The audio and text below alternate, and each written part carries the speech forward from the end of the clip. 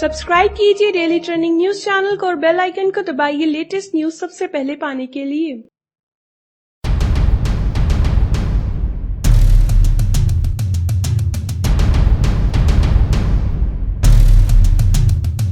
नरेंद्र मोदी की जैकेट, ओडिशा के मोदी की सादगी, नतीजों के बाद राहुल गांधी का दिखना, सुषमा स्वराज का मंत्री ना बनना, ये सब वो बातें हैं जिन पर शपथ ग्रहण के दौरान खूब चर्चा रही।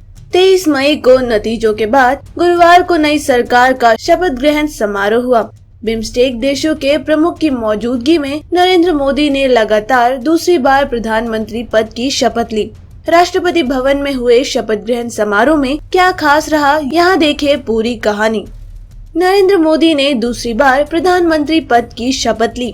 पीएम एक बार फिर अब नई अंदाज वाली जैकेट पहनकर पहुंचे। जैसे ही पीएम की एंट्री हुई तो प्रांगण में मोदी मोदी के नारे लगे। चुनाव से पहले हर किसी को लग रहा था कि इस बार पहले जैसा बहुमत नहीं मिलेगा, लेकिन इस बार बीजेपी अकेले दम पर 303 सीटों के साथ सत्ता में आई। नरेंद्र मोदी के बाद सबसे बड़ी खबर रही अमित शाह का कैबिनेट में शामिल होना। अमित शाह अभी तक पार्टी के अध्यक्ष थे, लेकिन इस बार सरकार में शामिल हुए हैं। कयास लगाए जा रहे हैं कि उन्हें वित्त मंत्रालय का कार्यभार मिल सकता है। अरुण जेटली इस बार मंत्री नहीं बने हैं, ऐसे में सबसे बड़ी जिम्मेदारी उनके खाते में ही जा सकती है।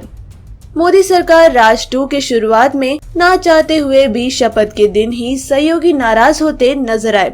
जेडीयू मंत्रिमंडल के बंटवारे से खुश नहीं थी, इसलिए सरकार में शामिल ही नहीं हुई। उनके अलावा यूपी से अपना दल की अनुप्रिया पटेल भी मंत्री पद में शामिल नहीं हुई। सुषमा स्वराज इस बार मंत्री नहीं बनी हैं। पिछली बार उन्होंने बतौर विदेश मंत्री काफी चर्चा बटोरी, ट्वीट पर लोगों की मदद की, लेकिन इस बार ना तो उन्होंने चुनाव लड़ा और ना ही देश में प्रचार किया। यही कारण बताया जा रहा है कि उन्हें मंत्री पद नहीं मिला है। सुषमा स्वराज का मंत्री ना बनना गुरुवार की एक चौंकाने वाली खबर रही। ओडिशा के बालासोर में ओडिशा के मोदी के नाम से मशहूर प्रताप सारंगी भी इस बार मंत्री बने हैं। वह अपनी सादगी के लिए मशहूर है और इलाके में साइकिल पर घूमते हैं।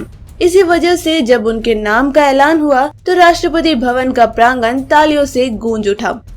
लोकसभा चुनाव के नतीजों के बाद कांग्रेस अध्यक्ष राहुल गांधी पहली बार जनता के सामने आए।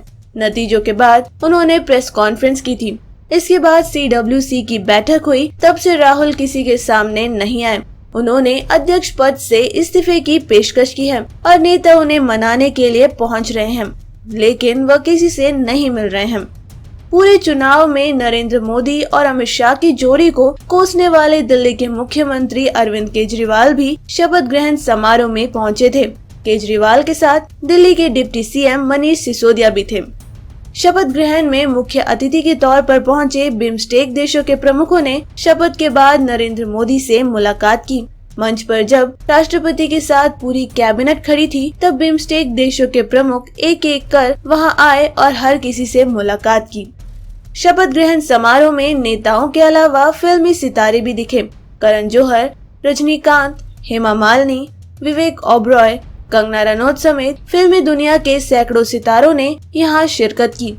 दिल्ली के राष्ट्रपति भवन से दूर गुजरात से एक ऐसी तस्वीर सामने आई है जिसने हर किसी का दिल छू लिया। नरेंद्र मोदी की मां हीराबेन गांधीनगर के अपने घर में टीवी पर अपने बेटे को शपथ लेते हुए देख रही थी, जिसकी तस्वीर सामने आई और सोशल मीडिया पर छा गई। तो ये थे दोस्तों प्रधानमंत्री नरेंद्र मोदी के राष्ट्रपति भवन में हुए शपथ ग्रहण समारोह की कुछ खास बातें। अगर आपको ये न्यूज पसंद आई तो लाइक और शेयर करें, साथ ही अपने व्यूज हमें कमेंट करके जरूर बताएं। डेली ट्रेंडिंग न्यूज की रिपोर्ट सब्सक्राइब कीजिए हमारा चैनल लेटेस्ट और इंटरेस्टिंग न्यूज के लिए।